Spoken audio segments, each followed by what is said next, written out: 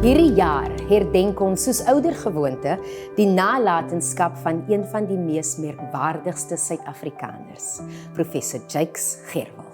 Net soos hierdie ikoon op verskeie gebiede van akademie, politiek tot ekonomie van ons land 'n beter plek gemaak het. So is die Gerwel Stigting deur sy geliefde vrou Gerwel op die been gebring om 'n verskil in die lewens van gewone mense te maak met ongewone talente. Dit is as gevolg hiervan dat professor Gerwel se ander reis, die een teen die voet van die misterieuse bosberge in Somerset-Oos, in 'n skrywershuis omskep is. In Polethuis, soos dit bekend is, stap die een skrywersgroep na die ander die drempels deur om tot verhaal te kom. Ek is Christel Roberts en behalwe dat julle my dalk sal ken van televisie, het ek hierdie jaar deelgeneem aan die mentorskapprogram vir opkomende skrywers wat in vennootskap met NB Uitgewers aangebied word. Die doel van hierdie projek is om nuwe skrywers te help om hulle stories op papier te kry. Dit word gedoen deur die aanstelling van Stigting mentors wat die pad saam met die skrywers stap tot by publikasie. Die mentors van hierdie program is Suzette Kotse-Meiburg en Angela Briggs.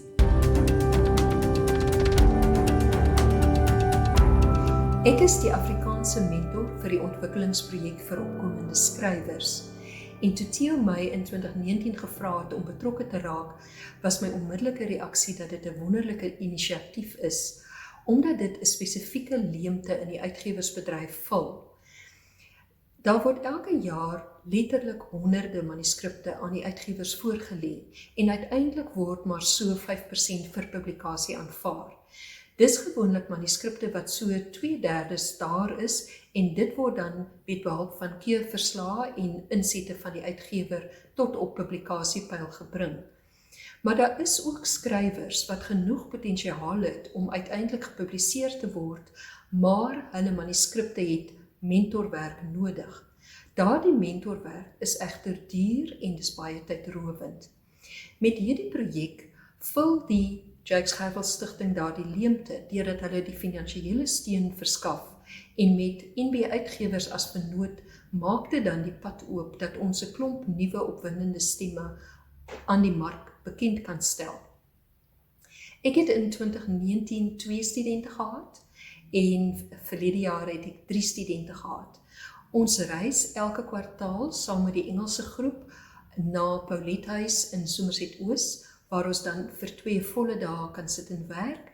En soos wat 'n mens deur die jaar saamwerk en saamkuier, leer 'n mens mekaar baie goed ken en dit is 'n baie verrykende ervaring.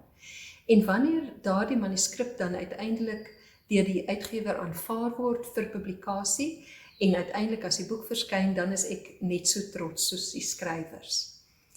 Die boeke wat nou al op die rakke is Draairivier deur Engela Ulwies, Lansdowne Dearest deur Bronwyn Davids en Hier verlaat ek jou deur Miriam Telani. Volgende jaar verskyn daar nog 2 boeke.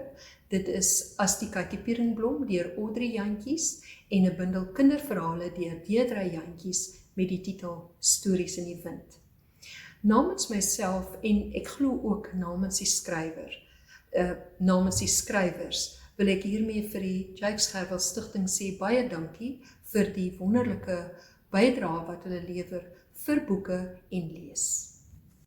In August 2021, at the 3rd workshop for emerging writers, a new face joins us at the dining room table at Paulette House. Alert, inquisitive, and potentially quite intimidating, the spirit of Gerwel is invoked by the portrait of him that takes its place at the head of the table. But we don't find his spirit intimidating because he's our host. And more than anything, the skillfully drawn portrait invites us to imagine how much is possible here. In our journeys towards Paulette House, we participants have all experienced, in real time, how far Somerset East is from any obvious seat of power. It seems almost impossible for a young coloured boy from this place to become the Gerwel who met with heads of state as a cabinet secretary and was Chancellor of Rhodes University and Vice-Chancellor of UWC, almost as impossible as the dream he and others had of freedom and democracy in South Africa. So how can the space we are in not be filled with possibility? I usually meet my writers in the upstairs study. Lebo Mazibuko was one of my mentees in 2020. Her hard work most certainly paid off, as her coming-of-age novel, Bantu Knots, was released by Virtuele in August this year. It is in some ways a fun read, because her style is sparkling and witty, but it covers some very complicated themes, including how Black families do and don't talk intergenerationally about sexuality. Lebo has worked for years on the project, but it's the mentoring process that allowed her to complete the book. As a mentor, it's a privilege to see incredibly talented people working hard on something that's very important to them. But sometimes it's not just a story that comes into being through this process, but the writer themselves. During the August 2021 workshop, Sihle Kwabe said that he feels that his best self is in his book. He also said that it is this year at Paulette, amongst other writers, that he has felt most himself. How incredible to be part of a project that has that meaning for someone. Moving to a township high school after a rural schooling in KZN, Sihle fell in love with reading as a young adult, and he taught himself how to write fiction. Now his first manuscript is nearly finished. It's a very funny, fast piece of crime fiction set in a club somewhere on the Witwatersrand. He was already working on a second manuscript, and all this while holding down a full-time job in retail. Another writer who has a different day job was my second mentee in 2020, Zama Moyo. Zama was unable to attend the final workshop or to finish his manuscript in 2020 due to a serious health problem. His manuscript is full of promise, but required a lot of work, and unfortunately he was unable to work for months and is still recovering his energy. He has now also started a doctorate and has had to put the novel aside for a while. But when he does come back to it, the themes of mental health and masculinity will be just as important, his characters as unforgettable. My other mentee this year is Gerwel Mzamo. Her manuscript is inventive and ambitious, perhaps not surprising as she received a distinction for her Master's of Creative Writing at Rhodes University. Gerwel has used the workshops to rework the draft that she wrote for her Master's to turn it into a novel. I thoroughly enjoyed watching our group responding to the power of her words when we held a short reading one evening at the August workshop. Her writing voice is incisive, and the room was mesmerized by the elegance of her style and the vitality of her imagery. Her manuscript takes us to Lesotho in the 1990s, into the lives of two characters, a mine worker working in South Africa and his wife. It covers powerful themes, bringing the voices of the marginalized to the center. Gerwel made an interesting point to me in the second workshop when I gave her a piece of feedback. She said she would probably not have accepted it at the first workshop before she had worked with me for a while. For me, that's another example of the value of this process that happens incrementally over time and includes one-on-one meetings. If the upstairs study is a place for hard work, the dining table at Paulette is a space for the kind of conversation that comes with sitting down to eat with strangers. Different generations, different races and backgrounds, rural and urban, with different relationships to English and Afrikaans, the two languages we are here to work in. But we pick our way into common topics. Sometimes our efforts are rewarded by revelations across the generations, political insight, laughter, and top picks for movies and books. Some of the talk stays with you, a painful conversation about identity, a story about a life crisis, the comment made about the riots in July that when all your life is a chaotic fight for survival, the violence of such times does not stand out as unusual. These conversations, made possible by our being brought together, also open up possibilities. Along with the hard work we do on our manuscripts, it's important to sit in the dining room face to face and share a little bit more of ourselves under the portrait of our host. Altesaam het soveel 7 skrywers al die lig gesien. Baie geluk aan Engele Ofies met Draai-rivier, Bronwyn Davis met Lansdowne Dearest, Lebo Mazibuko met Bantu Knots, Shane 5 met beide Ougat en Trigget en Miriam Telani met Hier verlaat ek jou. Kyk ook uit vir Audrey Jantjies en Deidre Jantjies wie se debuute volgende jaar op die rakke sal wees. Hello everyone. My name is Lebo Mazibuko, and I was part of the Jakes Gerwel Foundation Mentorship Program for Emerging Writers in the year 2020. During my time at Paulette House, I got to interact with other emerging writers. I also got to work with people who have been in the writing and publishing space for a number of years. My mentor was the amazing Angela Briggs. And together with Angela, I got to really, really work and polish my manuscript and get it to a point where it is now a published novel. Going into Palette House, I was unaware. I was unaware of a lot of the mistakes that I was making in my writing. I was also not sure where I was going wrong with my manuscript. I had been trying to get this manuscript published for a number of years. I had been working on it for a number of years. So being there, being in that space, having somebody hold my hand through the entire process, someone pinpointing the mistakes, someone showing you how to rectify those mistakes was a fun learning experience. It was a fun learning experience. So you don't only, or I didn't only get my work developed, but I improved in my skills as a writer generally. So by the end of the program, I finally got this baby of mine published under NB Publishers, and it has been a fun, thrilling experience. So Bantu Knots, which is the title of my debut novel, was published in August 2021.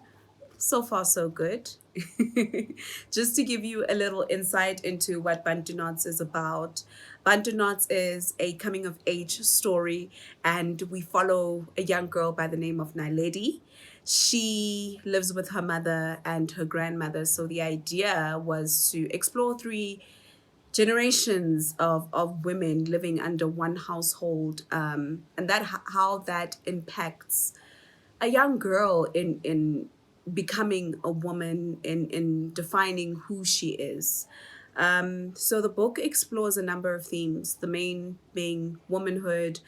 Some of the other themes are about sexuality and religion, also cultural belief systems and beauty ideals.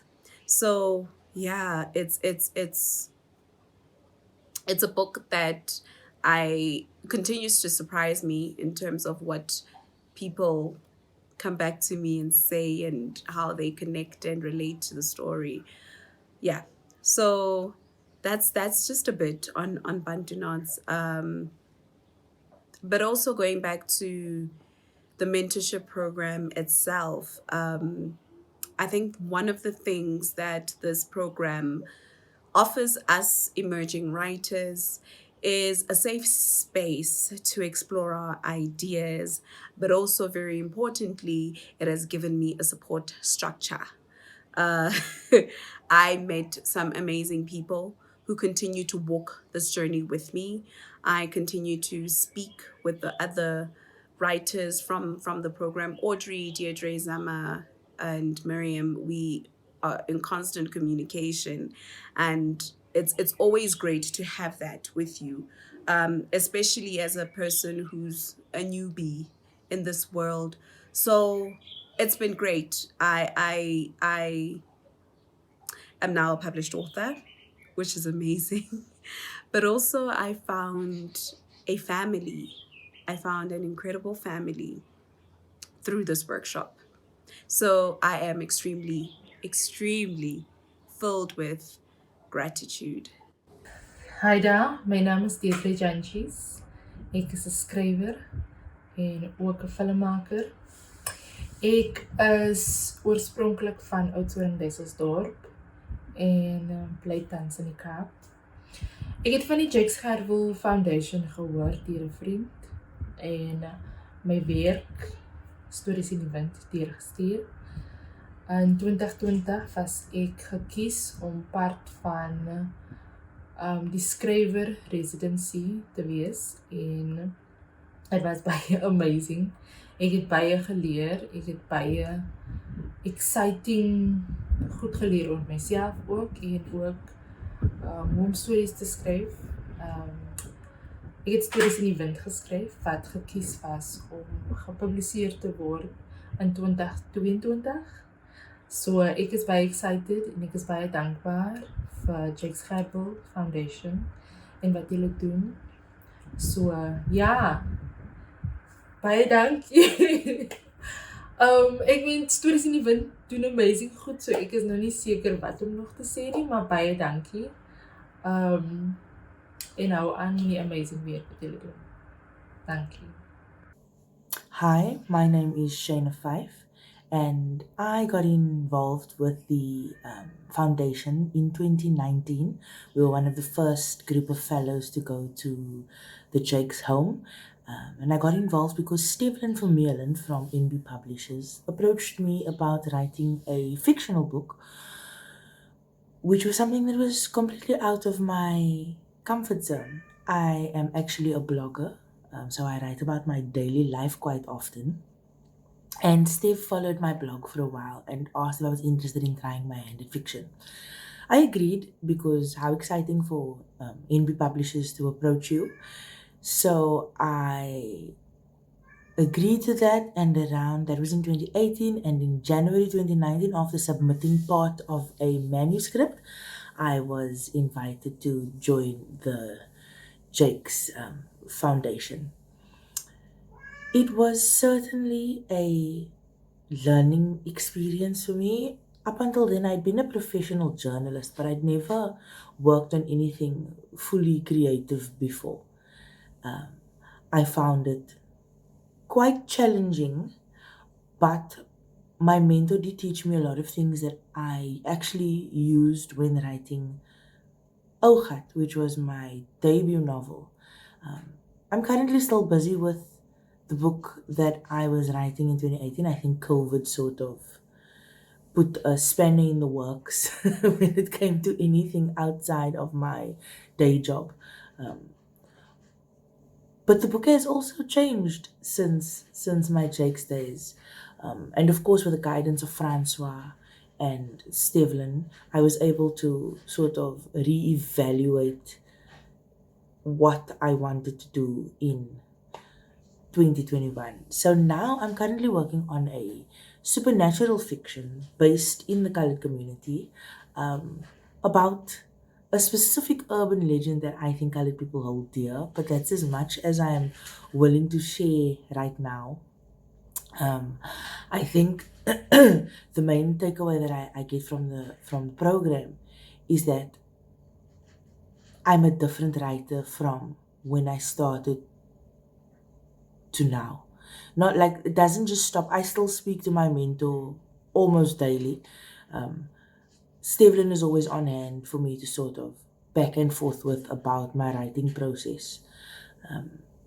I learned that writing was a collaborative effort, even if it's your own solo work, having someone with expertise or just another person to bounce your ideas off and give you constructive criticism is so helpful in keeping you grounded and keeping your writing sort of based in reality. It was one of those experiences that I doubt I'll have soon again. It's one of those once in a lifetime things where a group of creators and mentors can come together and there's no pressure, there's no expectation. All that matters is developing your skills. And when you are already producing something that you are proud of. So I'm very grateful just for that experience. I'm a much better writer because of it. Hallo almal, ek is Audrey Jantjies. Ek is 'n Swellendammer. Ek is so 'n paar jaar gelede in die Paddakloof in Suurbraak gebore. Daar waar die kerk nou in volle bloem teen die hange van die Langeberg staan. O, dit is so mooi. Die Suurbraakse berg, die Langeberg, daai gedeelte laat my altyd so aan die Bosberge dink. O, jene, die eerste keer toe ek die Bosberge sien, het ek onmiddellik tuis gevoel. Daarom is ek so ongelooflik dankbaar vir Stefan Vermeulen van Kwela Boeke, wat my aan die Gerwel Foundation se mentorskap vir opkomende skrywers bekend gestel het, wat deur middel van Theo Kemp, nadat sy my manuskrip gelees het. Die Gerwel Foundation se mentorskap het my lewe kom verander, ingrypend so. Die program, my mentor, my medeskrywers, almal by Polethuis, hulle het soos familie geword.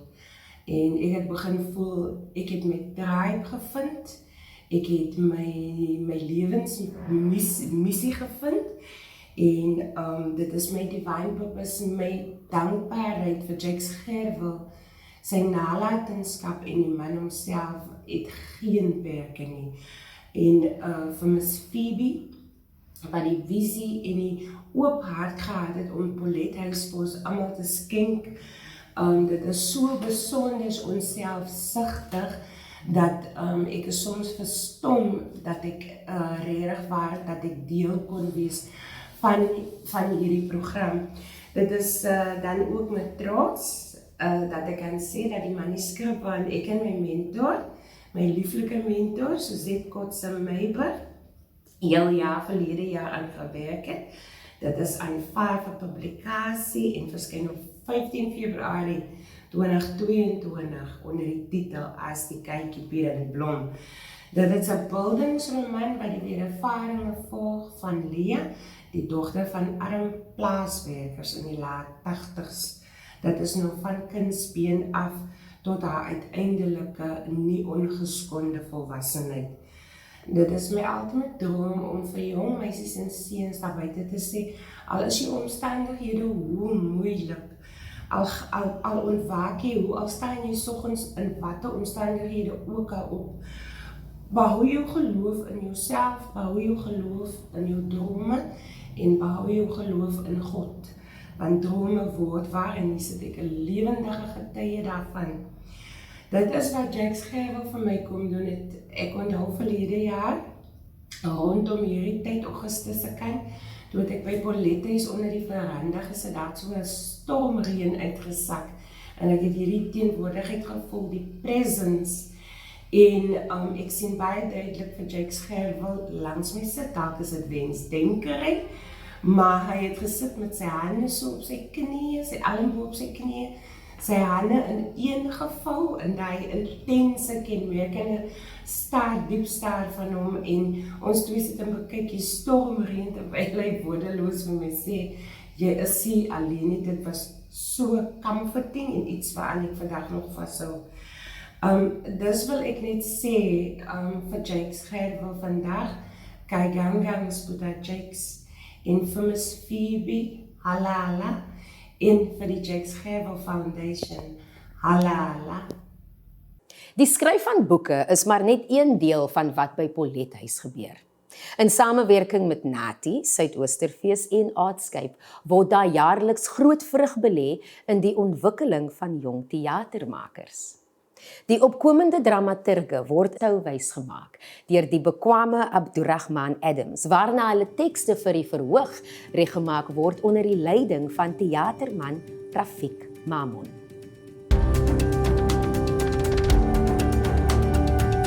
Ek dink, soos met enige proses, maar jy weet, het hy sy challenges, maar dit is gelukkig iets waarvan ek verskriklik baie hou. Dit is absoluut 'n passie van my om 'n deel van enige kreatiewe proses te wees.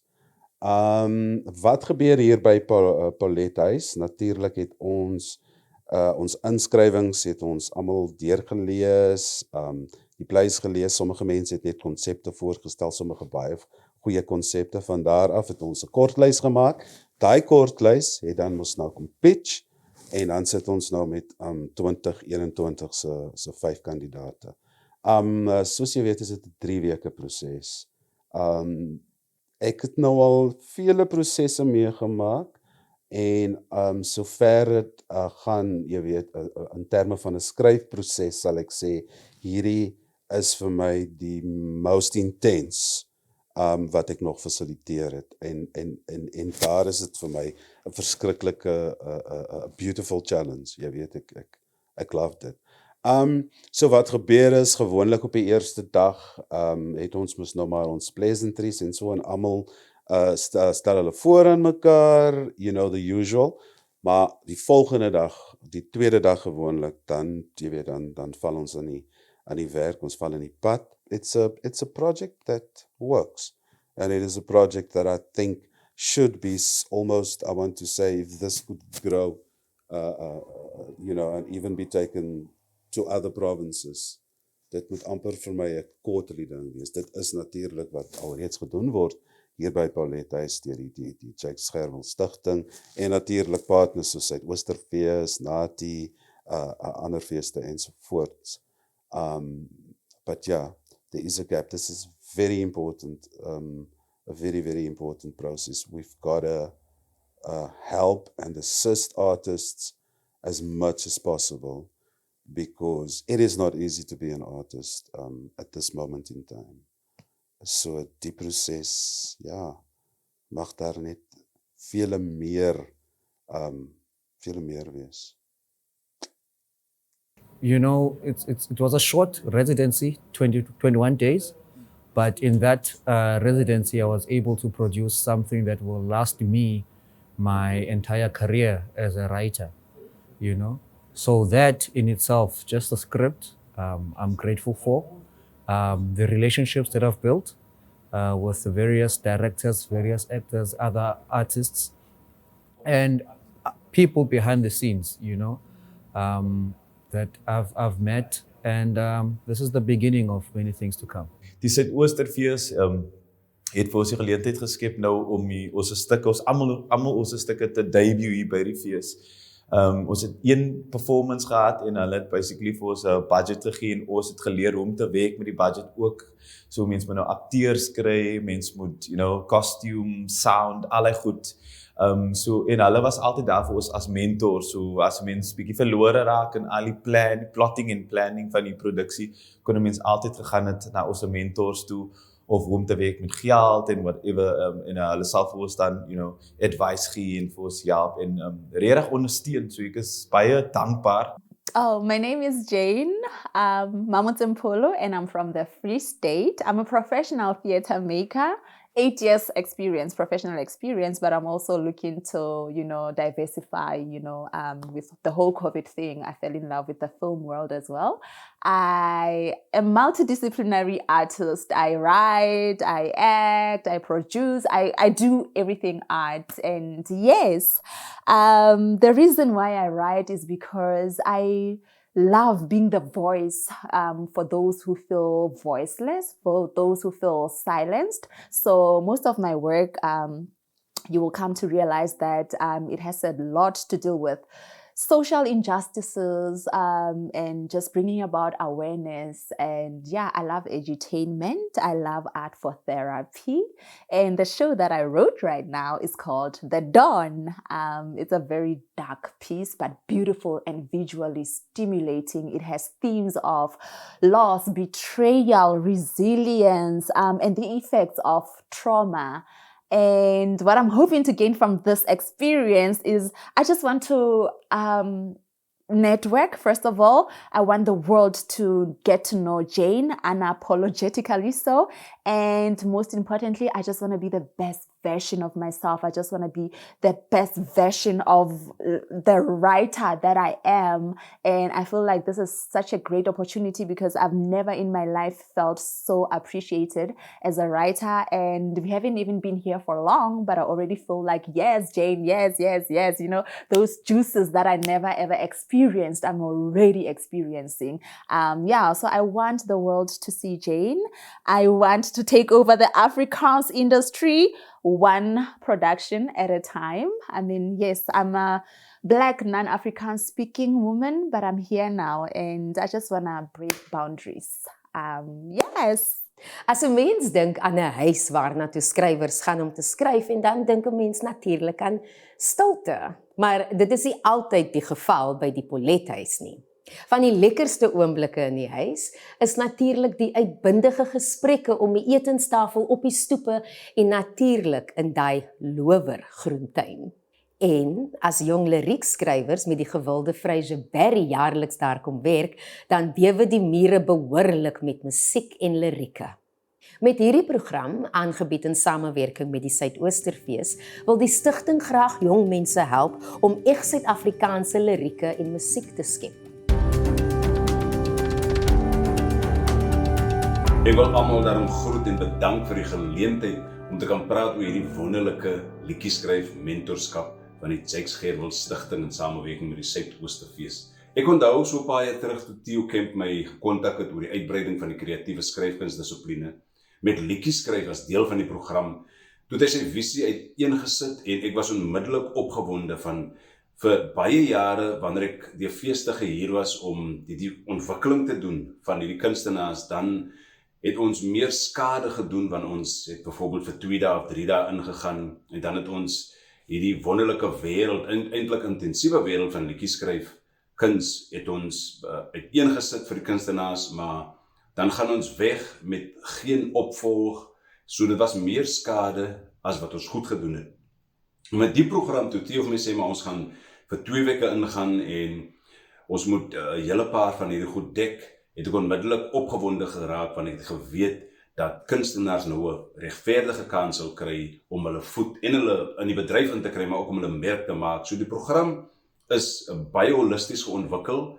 Ons het byvoorbeeld die fokus geplaas op ons Suid-Afrikaanse, op ons Afrika musiekskat en ons verwysings van Suid-Afrika, en daar word baie gefokus op daai aspek want ons het te doen met hierdie Amerikaanse invloeks en Europese invloeks. En geskiedkundig het ons te doen met hierdie uitdagings wat kunstenaars het om hulle stem te vind, maar eintlik is dit logies dat ons eie klankbaan moet ontgin en ontwikkel. So dis een van die hoofaspekte wat ons behandel, maar ook 'n baie belangrike deel is die geestesgesondheid van die kunstenaars. Ons weet hoe dit daar buite gaan, ons weet mense, die sielkunde van mense is baie belangrik, en ons weet ook dat in die kunste, hoe kunstenaars regtig sukkel met daai aspek. So ons het dan tyd en beplanning wat ons aangewerk het, die besigheidsaspek van musiek en die registrasie van musiek, ons die bestuur van jou loopbaan, het ons na gekyk hoe om 'n visie, 'n missie, besigheidsplan te ontwerp, die basis van liedjieskryf, kreatiewe skryfkuns, komposisie en die dissipline van die kunstenaars. Nou die program het wonderlike stuurkrag en ondersteuning gekry van met die eerste produksie genaamd Drome het vlerke, wat by die Aardskep gedebuteer het. Ons het regtig goeie ondersteuning gekry van die Suidoosterfees met Jana en haar span. En die doelwit van die program is natuurlik uit die staanspoor uit kunstenaars bloot te stel aan die wêreld van die professionele kunstenaar. Ons wil graag hê hulle moet weet wat agter die skerms gebeur. Ons wil graag hê hulle moet weet hoe word 'n produksie aan mekaar gesit, hoe doen jy jou eintlike stemopwarming. Dis in die praktyk die spasies waarin die kunstenaar moet gaan, tot uiteindelik wanneer produksie op die verhoog gaan plaasvind. Nou op hierdie stadium was die program 'n baie groot sukses, met die eerste groep wat goeie resultate opgelewer het. Talle van die kunstenaars het op ander platforms wat hulle geleer het by die inisiatief, met hierdie inisiatief het hulle gaan toepas. Ons het byvoorbeeld, net as voorbeeld, een voorbeeld as baie voorbeelde. Een voorbeeld is Gerwel Plaatjies, wat nou onlangs kreatiewe skryfkunskompetisie nasionaal gewen het. Hy steek R25.000 in sy sak. En dis 'n wonderlike ding wat met hom gebeur het. Hy het byvoorbeeld uit Hankie uit die Ooskaap uit, na hierdie program het hy skielik 'n visie gesien en hy was gemotiveer om iets te maak met sy loopbaan. Hy het verder aangegaan en hy het getrek Kaap toe. Hy werk daar, maar hy is ook nader aan die geleenthede. En Gerwel het nou onlangs met die Suidoosterfees se stand-up comedian het hy ook ingekom. So daar is byvoorbeeld een persoon wat uit hierdie program het gekom het en wat dit wat hy geleer het gaan toepas het. Nou daar's nog baie voorbeelde wat ons kan noem, maar as 'n span het ons geleer, ek en Theo en Jana en die span geleer dat die program nog baie sterker uitgebou kan word en dat daar ander areas van ontwikkeling is vir die kunstenaars wat ons geïdentifiseer het, of wat ons geïdentifiseer het om uit te bou. Ek wil afsluit deur te sê dat vir baie van die kunstenaars sou hulle loopbaan slegs 'n droom en 'n wens gewees het.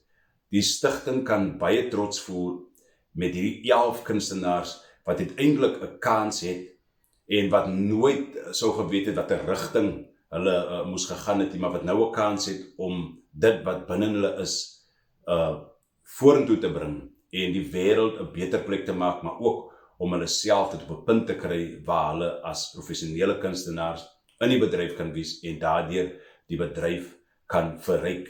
Ek bedank elke rolspeler van die stigting en van ons vennote uit die diepte van my hart vir hulle geloof en vir die volgehoue geloof in die projek en hulle volgehoue ondersteuning. Baie dankie. Ek was vir 'n baie lang tyd net bang om my musiek met mense te deel, meestal omdat dit meer van 'n persoonlike ding was. Maar met tyd en met al die advies wat ek van ons mentor Virtuele afgekry het, het hy dit baie duidelik vir my gemaak, net eintlik die impak wat ek kan hê deur my musiek. So hy het vir my baie geleer oor om net te laat gaan van die musiek. En dan sit nou nie myne nie, maar dis nou die mense sinne. Yes, dit is net 'n great experience. Die plek waar jy gaan ook by die Pollethuis in PE is die skrywershuis. So jy sla in daai omgewing gesit om net te kan fokus op dit. Tweedens is altyd daai musikante vol die wat nou wil opkom. Een ding wat hulle altyd sal sê is, yes, as ek net kan wegkom van die werk, en kan net al vir 2 weke dit kan doen, en dit wil baie het ek ons gesê. Nou is daar eintlik daai oomblik. Nou bly jy in 'n great huis met baie geskiedenis in dit, met 'n great mentor en jy kan eintlik net kyk wat binne jou is. Ja, in die toekoms wil ek baie graag terugploeg en ek sou baie graag wou in my eie gemeenskap begin. Maar wat ek gaan dit eers om myself vat en myself opskerp om te kyk of my droom het nou al reeds vlerke gekry, maar om te kyk of ek eers myself, want jy kan net iemand anders help as jy jouself klaar gehelp het. Wel, as ek genoeg dank is om te sê, nie net vir die ondersteuning en die aanmoediging om aan te skryf en deur die donker tye en donker oomblikke in 'n mens se kop te kom met woorde en met 'n pen. Daar is iets wat die altyd saam met my gaan bly. My naam is Gerwel, ek is van Hankie, Ooskaap. Een van die grootste voorregte wat ek gehad het sover in my kort loopbaan as 'n skrywer is om deel te wees van die liedjieskrywer mentorskap wat gehou was deur die Gerwel Foundation in die Pollethuis in Somerset East. Die mentor van die liedjieskrywer was Virtuele en om sulke intensiewe klasse te doen oor iets wat so persoonlik is vir my, soos my skryfwerk, was vir my insiggewend in hoe ek my approach aan elke skryf ding, whether it poetry, liedjies, enige ding, hoe ek woordkuns as 'n geheel sien, het baie verskerp en het baie avenues vir my oopgegaan. So ek aanskou elke stuk voor ek dit skryf, nou met daai moontlikheid wat woord vir my gee, en woord is soos ver van die hand van 'n skilder. So hoe meer jy kleurkombinasies kan gebruik, hoe beter, hoe helderder kan dit uitstaan. En ek dink dit is wat ek ontdek het met woordkuns. Hoe meer ek insit, hoe beter en hoe helderder kom die prentjie. So ek is 'n skrywer vir ewig, kom wat wil. Is Gerwel so, hy met rap en alles, hy het ritme by. Ek het nou onlangs begin comedy skryf, which ook heeltemal different was vir my. En selfs daar kos ek van die elements gebruik wat ek geleer het in liedjies skryf, soos my tydsberekening, helder kleur, alles, my pauses, my alles, en soos hy. So nou wat ek doen, omdat ek in 'n nuwe area van skryf in beweeg, soos met die comedy skryf, en nie my liedjies skryf wil vernalatig nie, het ek 'n mooi middelgrond gekom vind van woordkuns, alles in watter shape, watter vorm, woordkuns, daai as element in woordkuns wat moet behou word en wat moet tentoongestel word, en dit is die pragt van woordkuns. En ek is te trots om te sê ek is 'n woordkunstenaar. Maar buiten die mentorskapprogramme, soos ook die Komadaga Slypskool, wat jaarliks met Litnet onder die leiding van Rachel Greef aangebied word vir opkomende kortverhaalskrywers, wil die stigting ook 'n plek skep vir skrywers wat nie 'n mentor nodig het nie. Dit is vir daardie skrywers wat net daardie maand se breek nodig het om te kan sit en daai digbundel of storie klaar te maak. Hierdie maandlange residensie word in vennootskap met Pen Afrikaans aangebied en juis in Afrikaans omdat dit die hartstaal was van professor Gerwel. Hierdie jaar se skrywers was so geïnspireerd dat hulle 'n splinternuwe album tydens die pandemie in Polethuis geskep het. Die album, Deur 'n Golf, bestaan uit gedigte en 'n eie soortige klankbaan. Ek is Andries Besuidnout, ek is 'n digter en 'n musikant en 'n beeldende kunstenaar. Ek woon in Alice in die Oos-Kaap. Ek werk aan die Universiteit van Fort Hare. En ek was in Julie een van 6 skrywers wat die geleentheid gehad het om 'n maand te spandeer om voltyds te werk aan 'n kreatiewe skryfkunde projek as gaste van die Gerwel Stigting en Pen Afrikaans. Ek het aan 'n digbundel gewerk. Dis 'n 3de digbundel.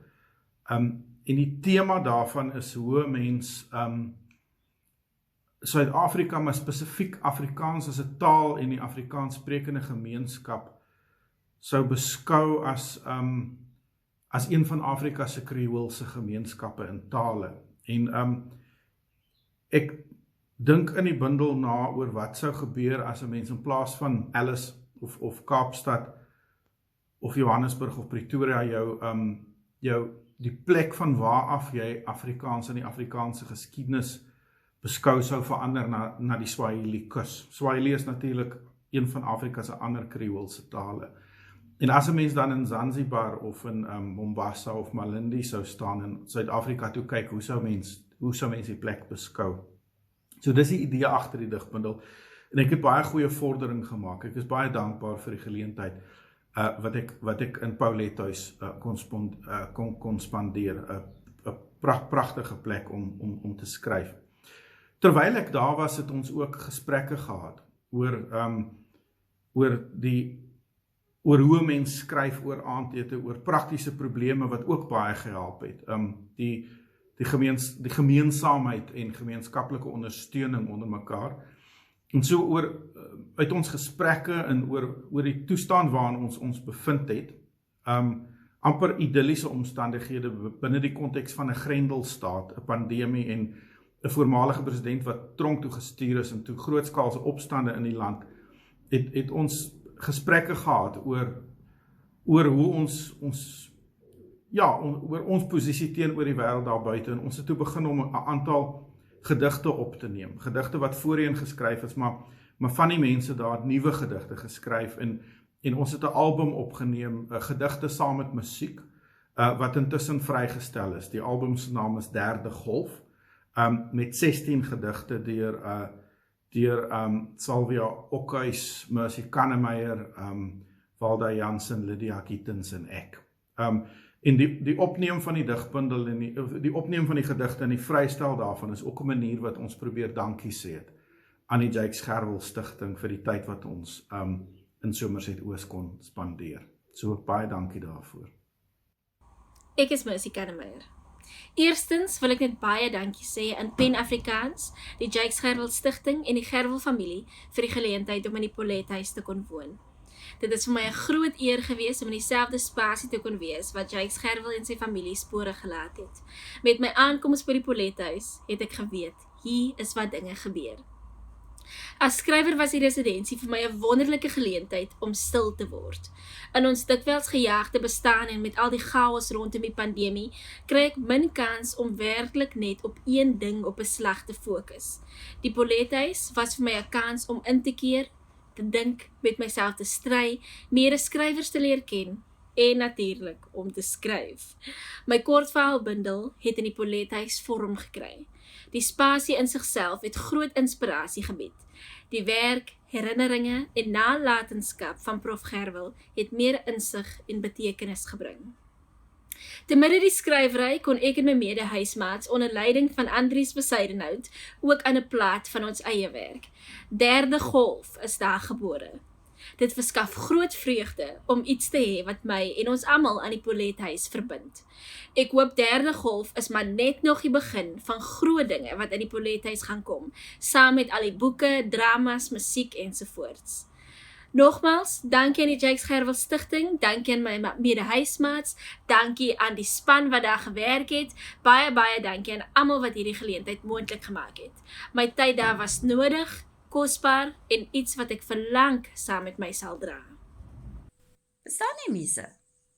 Baie mense vra dit en baie mense spot daaroor. Ek persoonlik glo dat dit bestaan. Maar ek glo ook, soms het dit hulp nodig. Soms het dit hulp nodig van iets soos die Jakes Gerwel Stigting. 2020 was vir my as skrywer en verpleegkundige baie traumaties, soos van baie van ons. Maar in my was dit asof die muse dood gegaan het, asof ek nie kon skryf nie. Hoe graag ek ook wou, kon ek net nie. Om daar by te gaan sit met pen en papier, dit wou net nie werk nie. Dis wat my tyd by die Polethuis my teruggegee het. Ek kon vir 'n maand lank net skryf. Wat 'n voorreg en wat 'n genot. Ek wou nog altyd die jeugverhaal skryf, maar die geraad het in my gedagtes gelewe en ek het baie navorsing gedoen, maar vir die skryf daarvan. En nou vir 'n maand lank in my karakters se koppe te kan inklim, te kan wees waar hulle is en net te kan skryf, maar die tyd van ons verblyf by die Polethuis was meer as net dit. Ons het in die aande saamgesit, die 6 van ons, van verskillende tale, kulture en rasse, en ons met mekaar uitgedaag op skryf, uitgedaag op politieke plekke, uitgedaag op verskillende, tot in geloof, tot in alles, en ek moes anders kyk en anders begin dink oor die lewe en oor die bestaan en oor my medemens. Op baie maniere is ek uitgedaag en ek sal dankbaar wees en ewig dankbaar wees vir my medeskrywers daarvoor, maar daar is meer as net dit gebore daar by ons aandtelike gesprekke en ons middaggesprekke. Die derde golf is ook daar gebore, 'n brainchild van Andries Besidenhout wat ons uitgedaag het om iets daar ook te doen. En ek is uitgedaag om gedigte te skryf. Wel, dit was nog 'n uitdaging, maar groot pret. En 2 van my gediggies is nou op hierdie CD en dankie daarvoor Andries. Ek waardeer dit dat jy vir ons die geleentheid gegee het en jou baie harde werk, want ons baie harde werk daarin gesit. En wie weet, dalk is daar dieper in my ook iets van 'n digter wat ek weer my hand sal waag. Wat betref my eie manuskrip waarin ek gewerk het, ek kon toe die eerste draft uitskryf wat ek baie graag wou doen en verder aan werk en skaaf die afgelope paar maande en ek het hom nou ingestuur en wie weet, ek hoop, maar daar kom dan niks van my manuskrip nie, weet ek, die muse lewe weer in my en daarvoor wil ek dankie sê vir die Jakes Gerwel Stigting, dankie sê vir ons verblyf by die Polethuis, dankie sê aan my 6 skrywers, medeskrywers wat my op soveel terreine uitgedaag het. Dankie vir julle. Destyds toe ek hoor dat die keurkomitee ook hou van my idee vir die roman, het dit regtig vir my baie beteken. Ek was op 'n laagtepunt van my skrywerslewe en daardie geleentheid om 4 weke lank in Polethuis te gaan skryf, was vir my regtig 'n riem onder die hart en 'n groot geleentheid. Ek wonder baie keer of ek regtig ooit met my roman sou begin as dit nie daarvoor was nie. Vandat ek teruggekom het, slaan ek as 'n dankie sê elke oggend lekker vroeg my rekenaar oop en begin en skryf verder hieraan. Ek weet my roman vorder stadig, amper so stadig soos daardie klomp skilpaaie wat in Polethuis aan te tref is. Ons het daardie 4 weke beleef dat daar geen geld of kostes of moeite ontsien is om vir ons te bederf en te versorg nie. Wat 'n voorreg.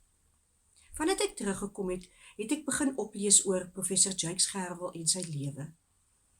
Ek is so beïndruk om te dink dat hierdie klein seentjie van 'n Oos-Kaapse plaas 'n vol lewe gelei het. 'n Akademikus en iemand wat diep spore getrap het in die Suid-Afrikaanse samelewing. Iemand met 13 ere doktorsgrade. Baie indrukwekkend. Ek wens ek kon self vir hom dankie sê vir hierdie huis wat hy in Somerset Oos beskikbaar gestel het.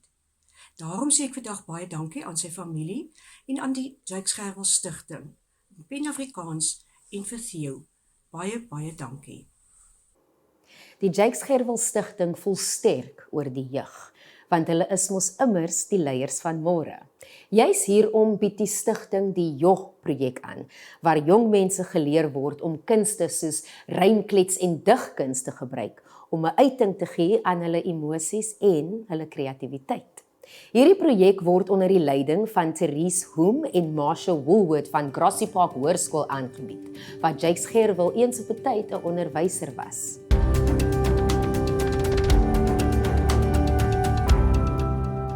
Poetry is not supposed to be about the rhymes. It's a feeling. It's always been for me, how do I redirect them? How do I take them out of the space that they are in and put them on a path for their success? My name is Marsha Woolwood. I'm the ex-principal of Grassy Park High School.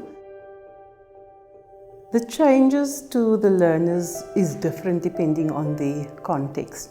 You know, when I look at Peter, he's the last person that looks like he'll be in a poetry group. I need more of that purple stuff. Roll the blunt, let's puff, puff, puff. What happened to us? You call my bluff. And then I'm listening to the teachers who are saying that since he joined you know, Peter's very settled. He doesn't lose his temper anymore. He doesn't get into trouble anymore. That just gives me joy. When I joined the Yo program, it was different. Like I had a place to channel my energy, my anger into. Yeah. Dit begin in Mei 2018. Toe die vraag is, waar sal ons dit met die Gerwel Stigting doen, het ek die skool voorgestel omdat ek geweet het Jakes Gerwel was 'n onderwyser hier. I believe that there is no such thing as a bad poem or a good poem because only the reader of the poem can make that decision. We mostly share our emotions on a piece of paper. As a person, you feel like, no, I don't want to share my emotions with these people. I don't know them. But as time goes on, you actually get to see that it's a relief. Hoekom man, hoekom? Ek verstaan nie. Waarom sal julle name verander? En dis jy spel my face nie. Nou wil jy kom Catherine met 'n C. Nee, jou naam is Katrina. En Margarita word nou sommer Margaret. As mense jou regte naam vra, sê dit. Jy wil nou Kopos wees. Hoekom man, hoekom? Ek verstaan nie. Dit gaan nie net oor taal nie en dit gaan nie net oor poësie nie. Dit gaan daaroor dat daar iemand is wat glo dat jy iets het om te sê wat die moeite werd is om gehoor te word. Die stigting wil nie net skrywers invoer na Somerset Oos nie, maar hulle wil ook 'n bydrae maak tot die ontwikkeling van kinders in die Oos-Kaapse dorpie en die omliggende gebiede. Daarom, met die hulp van Bookdash, skenk die stigting 10,000 boeke aan 3,000 leerders van 18 skole in die omgewing. Benewens die boeke word daar ook boeksakke geskenk, wat gemaak is deur Bags for Good. Hierdie nuwe winsgewende organisasie help vrouens wat eens werkloos was om deur hul naaldwerk 'n inkomste te kan skep. Vanjaar het die stigting vir die eerste keer 'n poppenkasproduksie na skole toegeneem. Hierdie produksie, geskryf deur Andrico Goosen met Wian Taljard en Wynand Kotse, is moontlik gemaak in samewerking met die Suidoosterfees en dit het die kinders vasgenaal gehad. Nompumelelo Sekoi, projekleier, vertel meer.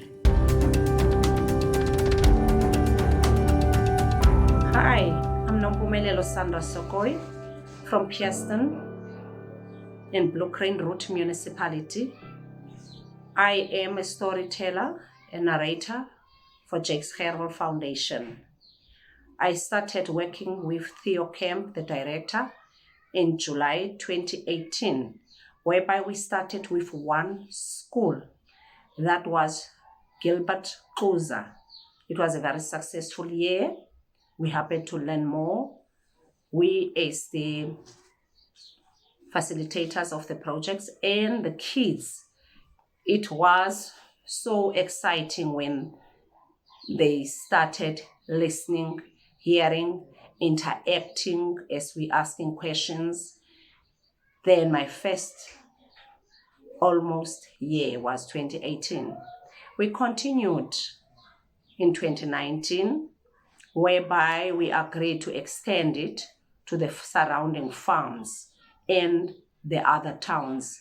Then we joined Cookhouse, Somerset East, Pierston, and the surrounding farms up to Bracefield School.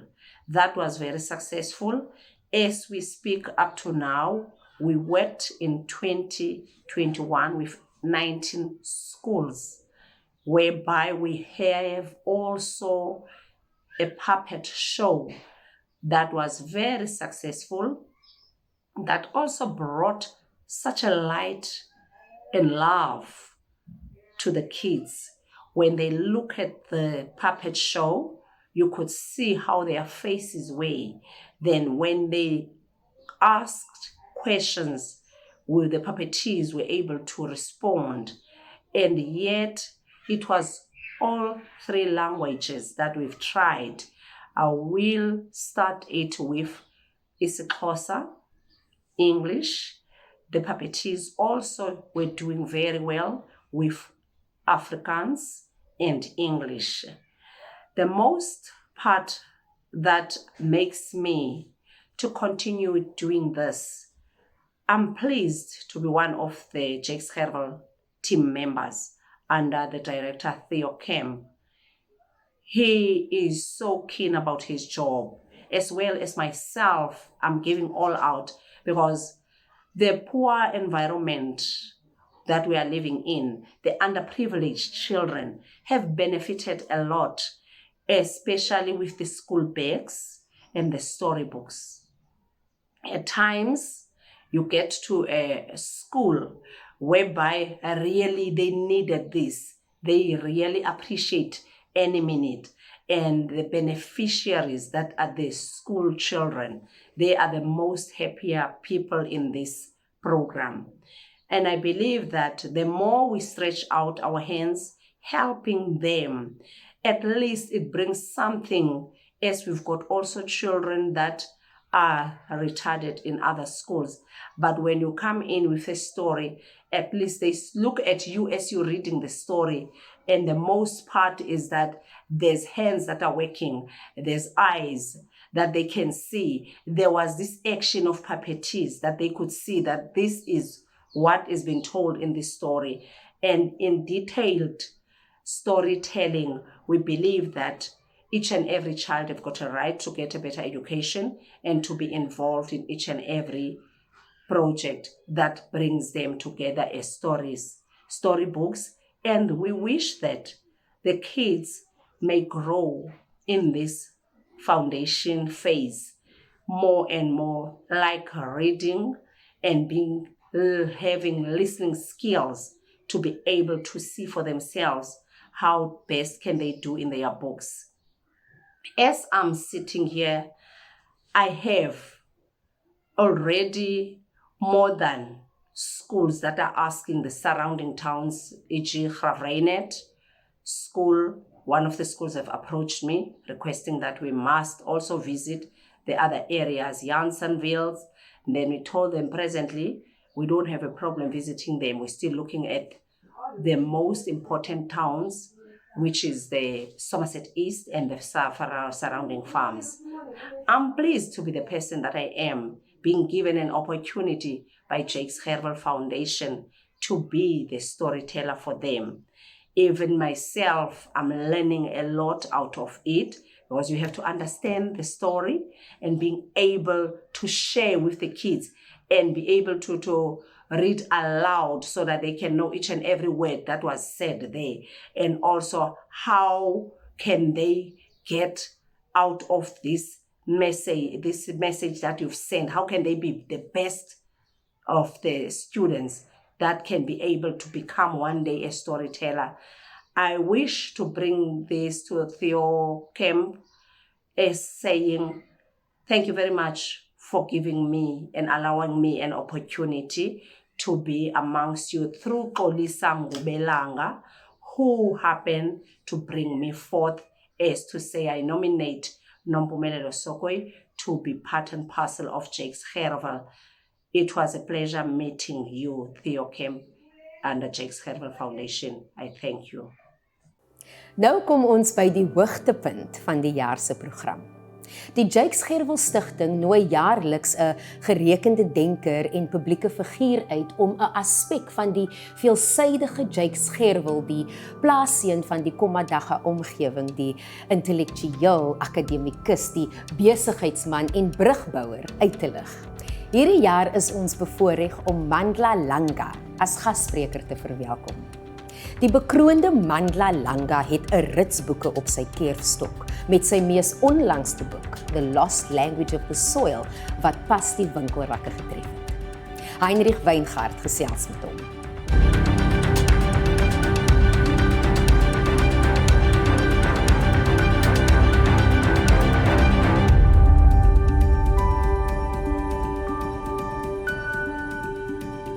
It gives me great pleasure to introduce to you Dr. Mandla Langa. He is the recipient of the National Order of Ikhamanga in 2007 for his literary and journalistic contribution to democracy in South Africa. And he's also the co-author of Dare Not Linger, the unfinished memoir of former President Nelson Mandela's presidential years. You've been invited, sir, to deliver the Jakes Gerwel commemorative lecture for 2021 in this different format, virtually instead of at a live event, and also in the form of a conversation, discussion, dialogue, or interview, rather than the traditional way of delivering a lecture. So to me, it is a great honor to have this conversation with you, and perhaps you would like to start with a few introductory remarks before I pose my first question. I can say I'm honored to make this lecture, especially because Jakes Gerwel is somebody I hold in high esteem. So I've got to say thank you to Theo Kemp, who's the executive director of the foundation. Thanks also to Gulam Abu Baker, who's the one that alerted me to the fact that they wanted me to make this talk. It's a different platform from what I'm used to, but I'm happy to be here, and I hope that our exchange will bear some fruit and throw in some wisdom from you, which can help us navigate the path to the future. Thank you, but that might be a tall order. I'm merely here to pose questions and allow you to say what you would have said if this was a traditionally formatted lecture. So in Dare Not Linger that I referred to earlier, it is written that Professor Jakes Gerwel was the first senior appointment in the Mandela administration as Director General in the President's office, as well as Secretary to Cabinet. One of many such prominent positions he would occupy in his lifetime. My first question then, in which way do you think Jakes Gerwel's origins or roots in the Eastern Cape formed him and prepared him for these future roles? Well, for instance, Jakes Gerwel was born in, I think, in Malvern, in some 27 kilometers from any major point in the Eastern Cape, insofar as places like Somerset East, etc., etc. And he was born in a farm. And in a farm, much as his parents were very, very involved in their education, but I can bet there must have been some hardship there because he had 6 brothers and 3 sisters. That's quite a platoon almost. You know, it's a section of a platoon in the army. And so he had to go to school, and the school was not, it was a very disadvantaged school. So he grew up in a setting which cannot by any stretch of the imagination be regarded as privileged. And I think that that then exposed him to the lives of people in the Eastern Cape. And we must remember that the Eastern Cape is, even today, one of the least developed of all the provinces in this fair republic. So I suppose that's where he then saw what the lives of people were like. And being a sensitive person, a sensitive child, it must have been born on him that these are some of the conditions that he'd have to change. First of all, he'd have to excel at school to be able to get out of this circumstance. But much more importantly, I think he was an observant child and saw what was going on. And so he carried all that with him when he finally went and climbed all those ladders, to the stellar heights he reached, with the memory of the Eastern Cape at the back of his mind. Was Jakes Gerwel, in your experience, able to remain the person that you've just described, despite his roles in society or his status as, shall I say, not merely a cog in the wheel? I think the very fact that he rose and became Mandela's advisor and DG, apart from a host of other honors that he finally got, he was a person that was modest. He was a person that was almost self-effacing. It's only when you were then with him in a private setting that you'd see, you'd be exposed to the, I'll call it, mild mischief that he was liable to evince. But much more importantly, he was a person who listened, was a person who tried as much as possible whenever I was with people to make them feel at ease.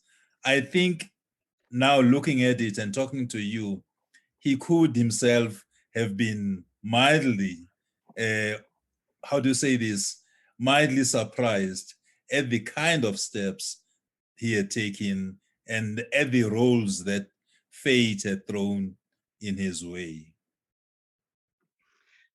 And then if we can focus on what I'd like to call Professor Jakes Gerwel's diplomatic role as Madiba's right-hand man on an international platform, and I suppose also in steering the backroom of the Government of National Unity in 1994. What are your thoughts about that? You must remember that the years or the time that Jakes Gerwel was Mandela's advisor and DG and head of cabinet, South Africa diplomatically reached the most outstanding heights. It had the respect of just about everyone. Much more importantly, South Africa played a huge role in, for instance, multilateral organizations, strengthening them, being part of them, setting up such structures as, the OAU, which was really moribund and almost defunct. It was South Africa's energy that brought about a resuscitation of the OAU into the AU. Jakes played a very, very huge role in all that. And then, of course, we know about the resolution of the debacle in Burundi of the wars, which were quite ruinous in Zaire or Congo, where the ailing Mobutu was refusing to step down. It had to be Mandela. And of course, Mandela was not working alone. He was not a solo operator. He had Jakes to give him the backup and also the understanding, the technical understanding of what needed to be done. Then there was the case of which would have really, really been incredibly embarrassing for Muammar Gaddafi when the Lockerbie bombing happened. And Muammar Gaddafi was being pilloried and almost being humiliated by the West, both the United States and the UK. So it was the energies of that team of Mandela with Jakes, which ensured that that humiliation did not take place and that that whole case was handled under the auspices of a multilateral agency, the United Nations. And finally, the Gaddafi, who was quite a stubborn person and would not countenance any possibility of being told by anybody, but he did listen to Mandela, and he did listen to both Gerwel and Prince Bandar of the Saudi when they then laid out exactly what was going to happen. And finally, the bombers were given up, and it saved the day, as it were, for what Mandela wanted to make sure doesn't happen, a humiliation of an African head of state. Then some reference maybe to, shall I call it, domestic diplomacy, convincing or assisting to convince the IFP and Dr. Mangosuthu Buthelezi to become involved in the first democratic elections, and maybe also juggling the balls of a national party government who now becomes part of a new democratic dispensation, and former President F.W. de Klerk having to accept a minor role, if you like, as a deputy president. Those machinations behind the scene in any case? Jakes was a very fluent Afrikaans speaker. And so he could get into the mix and speak to some of these players like de Klerk and his lieutenants and advise them or make them aware of the pitfalls of what you can call a rearguard action. And you must remember that the GNU happens at a time when there's been a defanging of the bellicose, saber-rattling antics of people like Constant Viljoen, Tini, Groenewald, etc. And so these players had to understand that this was the route that should be taken, the government of national unity. Of course, they were reluctant, but ultimately the writing was on the wall. That was one. But secondly, their own destinies were also wound in the success of the GNU, at least in its initial stages.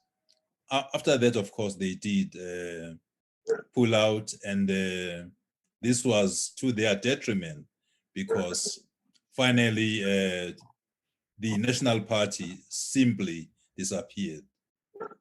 And the case of Buthelezi, you will see if you read Dare Not Linger, how Jakes characterizes Buthelezi's very, very combustible temper, where if he felt thwarted or belittled, things could seriously go wrong. But I think they were able to talk to him again in a kind of quiet, unemotional, undramatic manner, roll out the possibilities, especially since, if you remember very well, over 20,000 people had already died, since this whole internecine warfare had taken place. So it was crucial for the IFP finally to be, to find its own way into the negotiation table. And a large part of that history was part of the national discussion in reaction to the passing recently of former President de Klerk. I wonder if you would be prepared to share with us how you think Gerwel would have reacted to the passing of President de Klerk, or former President de Klerk, who was a prominent role player in the pre and post 1994 history of our country. Yeah, I think he would have recognized that whatever people say, de Klerk did play a role, however reluctant he might have, to play that role, but he did play it because there were a number of factors that were pressing down on the National Party. The international community was no longer going to countenance a South Africa that was really fraying at the edges. And the deaths and the successive states of emergencies had not really delivered anything worthwhile. And so he would have been able to verbalize that. But much more importantly, I think Jakes is a humanist, was a humanist. And it's not in the culture of people like Jakes to dance on the bone of somebody who has already passed. It's unseemly. You just let it ride. And I think he would have just said, this has happened. It's another, index of history. Let's move on. Is that also the approach of someone like yourself who has left the country in 1976 after having been imprisoned for your political involvement and spending a whole number of years in exile? Insofar as the question of de Klerk, there are some unanswered questions. There are some deaths that have not been accounted for. In fact, one of the board members of the poet, writer, Ankie Kroch, speaks of the huge betrayal that happened when it comes to a number of young people who would have taken a lead had de Klerk really come forward and voiced his repugnance over apartheid. He refused, for instance, to regard or to verbalize that apartheid was a crime against humanity. So this was an opportunity missed. I think a lot of leaders, Hein, have got what we can call blind spots. They don't have the capacity to seize the moment, to ensure that, they don't find a way, a means. They are not advised. They don't have a Jakes Gerwel with them to make sure that their destiny, their future, their heritage is safeguarded. So to use a colloquialism, de Klerk blew it there. He should have just been a lot braver, a lot more courageous, and history would have judged him a lot more kindly. Is there a difference in approach between those who were exiled during apartheid and the so-called inzals when it comes to forgiveness, reconciliation, etc.? A lot of people on both sides of the divide still need a lot of education, because even among the exiles, some of whom might have had some political education, when they came back, something seems to have gone wholly wrong. And those people who were inside the country, who were part of formations like the United Democratic Front, and who, if you remember the 1980s, the mid-80s, 1985, for instance, was one of the bloodiest years. And those people, they bore the brunt of that. And so there are residual resentments. And also there has been a perception that the so-called exiles have, had the cream of job opportunities, positions, etc., etc. It's something, though, that I believe can be still, even today, no matter how late the hour, it can still be dealt with, because one thing that South Africans are good at is getting down when things go wrong and have a discussion, And it was during those mid-80s, what you refer to as some of the bloodiest years in our history, that we saw the likes of Jakes Gerwel, Archbishop Desmond Tutu, and others leading marches, for instance.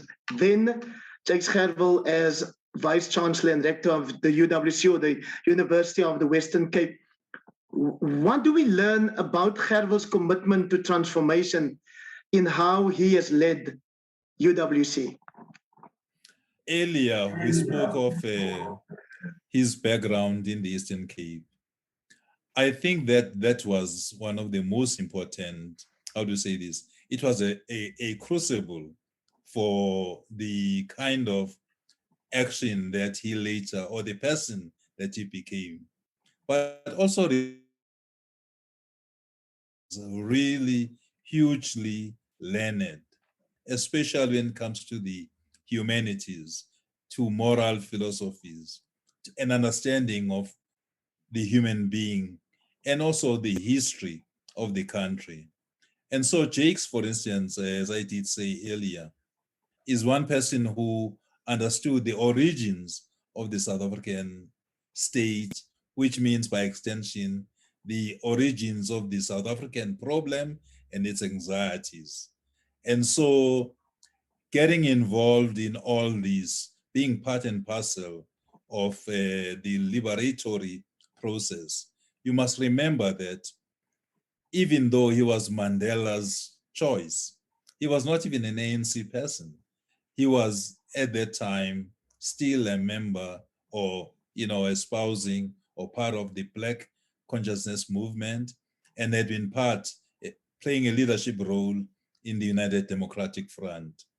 And so he was well versed in just about all aspects of the South African conflict, and could also understand it, empathize with it, from understanding what was happening within the Afrikaner folk themselves, because those are people that, or whose history and literature, he had studied very, very, very seriously. And entering that space, the UWC space, as a tertiary institution that was established with the sole purpose to serve what is called the colored community, and turning it into what is now referred to as the intellectual home of the left. I think that was one of his major, major, major successes, turning the UWC, which was supposed to be a Bush college, along the same lines as some of the other, very, very disadvantaged institutions in South Africa, which were part and parcel of the Bantustan ethos. But he made sure that he fought tooth and nail and brought into the institution a lot of people who would help him in his mission to change this, to turn it into an African institution or university, and African not in an exclusionary manner, but African in its orientation, in understanding what's happening, in other parts of the African continent, in creating linkages with other institutions across the globe to make sure that, this stultifying effect of apartheid is once and for all done away with at UWC. And an academic or an intellectual who is said not to have published a lot of academic work in academic journals, but who specifically also focused on more popular writing, if you like, through newspaper columns, to, shall I say, to make his thoughts more accessible to a larger audience, instead of focusing more on the, forgive me for calling it, the elitist academic role. It was a choice on his part, but it was a choice also, I believe, that was informed by his understanding that when you're in a certain position, you have to delegate certain responsibilities to others. If you try and remember what was happening along the lines or the area of literary activity at the time of Jakes Gerwel's tenure at UWC, a lot of the arts came to the fore. And so, and we can speak of writers today who are household names, not locally, even internationally. People like Zoe Wickham, they come from that. They are part and parcel of that energy. And so I think they say the mark of a leader is not so much to do something, but to ensure that you leave the traces of your capacity, to be taken up by your progeny. And your thoughts on Jakes Gerwel's analysis of society, especially as we look at how things have played out in what is now called the New South Africa, a new black middle class being established, and contestation over a whole lot of things that's happening in society. I think he would be incredibly unhappy at some of the developments, especially because some of these developments, when it comes to issues such as rent seeking, issues such as corruption, issues such as violence, those seem to be fomented largely on the back of the middle class, black middle class. And this is a class that was supposed to be the benefactors of the liberation struggle. And so he did make an analysis of that. In one of the interviews with Stephen Gelb, this is one of the things that came out. The fact that in no time in the future, the people that have been benefactors will themselves be the ones that engage in activities that undermine exactly that process of liberation. So I'm sure you'd be very unhappy. How important is it that a country should carry over or keep alive the legacy, if I can use W.B. Yeats's word, where he refers to monuments of unaging intellect? How do you carry that? Or how important is it to carry that over to future generations and keep it relevant or relatable to these generations? Life is about a relay race. Life is about handing the baton to the coming generations. And I think that the problems that we sometimes face are problems caused by some of us who are in positions of thinking that those positions are what defines us, whereas it's a function. You are not the presidency. You are the president, but we are doing a function that is essential and you've been put there by the power of the people.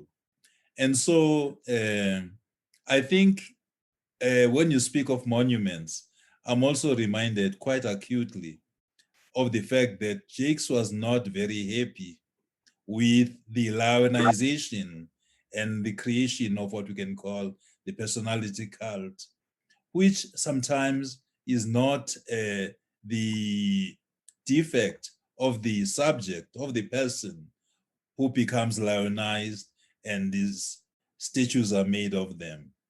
But I think when you are no longer able to influence that, it is quite, I think, salutary that the vanity of people will always get the better of them.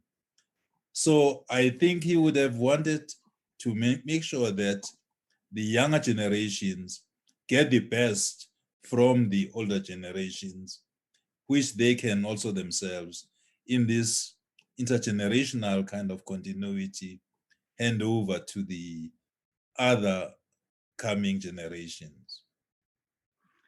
How does one keep Jakes Gerwel's legacy alive today? If you look at his diverse interests, whether it's literature or philosophy or cricket for that matter. You know the phrase of letting 1,000 flowers bloom? I think insofar as Jakes Gerwel is concerned, that is happening.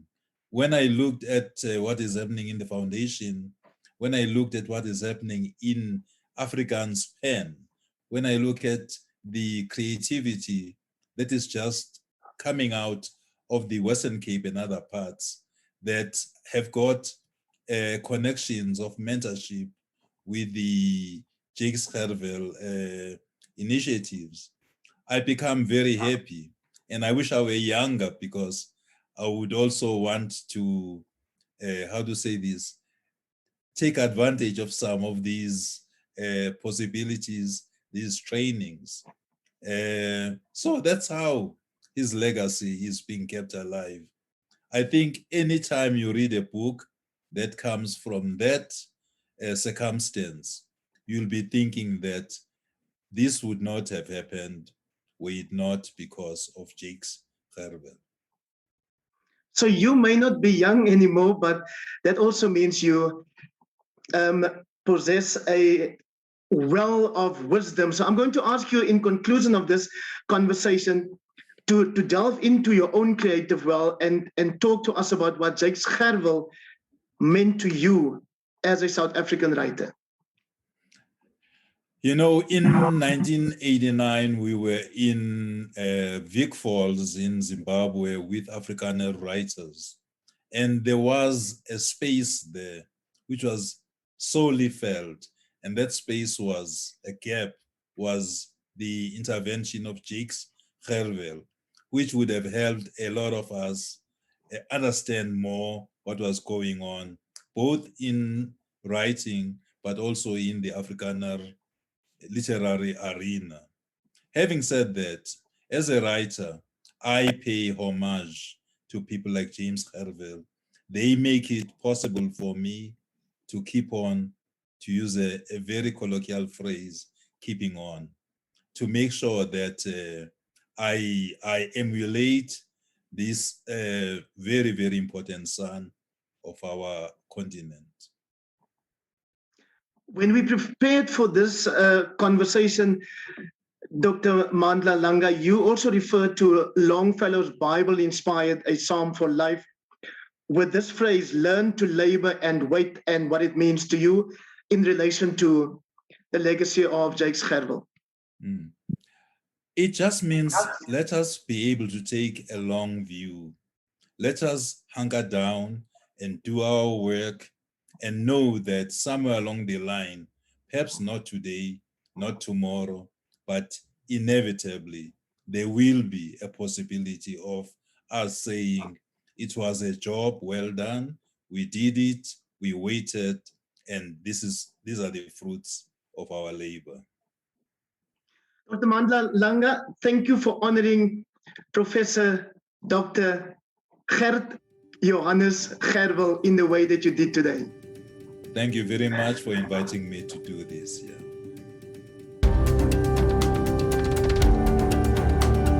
Het is vir ons veelzeggend dat ons hierdie uitsending vandag op die 28 November uitsaai, want dit is ook die 9 jaar na Professor Gerwel se afsterwe wat ons vier, en ek gebruik vier nie ligtelik nie, want dit is sy nalatenskap wat ons hopelik op 'n baie sinvolle manier probeer voortstreef en hou by die strewe wat hy gehad het om regtig vir mense se talente te ontwikkel, om kreatiwiteit te ontwikkel, soos wat Mandla Langa ook in sy gesprek oor gesels het. En dit is vir my 'n wonderlike voorreg om te sê na 'n paar jaar wat ons baie hard gewerk het, spesifiek ons argivaris Andre Landman, wat die argief bymekaar gekry het met dokumente wat die Gerwel familie,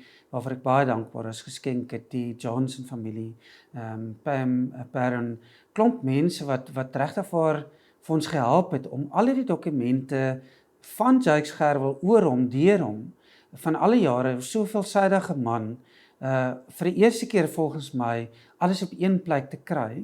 En ek wil baie dankie sê ook vir die Nelson Mandela Stigting, wat ons gehelp het om die argief digitaal beskikbaar te kry, en ek is baie trots op dat ons uiteindelik 'n eindproduk het, wat op ons webwerf beskikbaar is, en dit is natuurlik 'n proses in wording, soos wat ons aangaan, het ons al meer dokumente wat ons hier gaan beskikbaar stel, en om dit baie makliker maak vir mense om na te lees oor Nie net Jakes Gerwel as sulks nie, maar ook die tydperk waarin hy byvoorbeeld gewerk het by die Universiteit van die Wes-Kaapland, by in die regering, in die kantoor van Nelson Mandela destyds, die hele oorgang na 'n nuwe bestel. So dis fascinerende dokumente wat mense ook daar kan lees, en dis vir my wonderlik dat ons dit ook kan aankondig juis op hierdie belangrike dag wat ons sy nalatenskap herdenk. Ek is baie dankbaar teenoor Phoebe Gerwel wat die Polethuis geskenk het aan die Jakes Gerwel Stigting na professor Gerwel se afsterwe, want intussen kon ons daarvan 'n huis gemaak het wat ek glo 'n groot verandering maak in die lewe van skrywers in alle genres, van fiksie, nie fiksie, drama skryf, alles wat julle vanaand gehoor het. En dit is vir ons belangrik om aanhou te belê in jong stemme, in skrywerstemme wat nog nie van tevore gehoor is nie. En hierdie huis gee vir ons eintlik 'n vaste fundament waarvolgens ons drome wil laat werklikheid word. Om aan te hou droom, om te dink hoe kan ons nog meer mense help. En so raak ons deure al hoe wyer oop vir mense, en het ons klomp planne vir volgende jaar om voort te bou op dit wat ons vir 'n paar jaar nou al doen, in die drama wêreld, in liriekskrywing, in fiksie, nie fiksie, kortverhale en dis meer. En ook om in te ploeg in die omgewing van Somerset Oos, die geliefde land van of omgewing van Jakes Gerwel, en ook om selfs internasionaal ons merk te maak. En die Polethuis is vir my, as mens in daai huis rondloop en jy gaan sit in daai tuin en jy kyk na die mooi bosberge, kan jy nie ophou glo en droom in wat dit nog kan word en wat ons nog kan vermag nie. So ja, daar's baie dinge wat ons nog wil doen, en ons glo in volhoubaarheid, so ons glo in die projekte wat ons begin, gaan ons mee aanhou. En deur te sien hoeveel mense elke jaar deelneem aan ons programme en daar wegloop en die geleentheid aangryp. Ek sê altyd vir mense, dit gaan oor wat ons doen, ja, aan die een kant, maar soos die gesegde lê, jy kan die perd op by water bring, maar jy moet homself laat drink. Kyk, ons wil baie graag nie net skrywers bring na Somerset Oos om daar te kom werk nie, maar ons wil graag ook inploeg in die omgewing van Somerset Oos en in die onmiddellike behoeftes van jong mense veral. Ons glo baie sterk aan dat ons jong mense moet bemagtig om te help, om te kan lees, om te kan leer en om blootgestel te word in die mees geïsoleerde omgewings aan die absolute wonder van die kunste en die wonder van literatuur. En dit is 'n ongelooflike ervaring vir ons elke jaar om boeke te kan gee, en te kan sien hoe kinders dit geniet om boeke te kan vashou in hulle hande, en boeksakke, en hierdie jaar vir die eerste keer ook poppenkas te neem na die skole. So dit is vir ons 'n absolute voorreg om in te ploeg in die landskap waarvoor Jakes Gerwel so lief was, in die ongelooflike mooi dele van die Oos-Kaap en van Somerset Oos, en ons glo ons sal al hoe meer in die toekoms wil bydra tot die ontwikkeling van spesifiek jong mense in daardie deel van die land. Baie dankie dat julle ingeskakel het. Besoek gerus die Jakes Gerwel webblad vir meer inligting rakende projekte vir volgende jaar. Ek is Christel Danner-Roberts. Totsiens.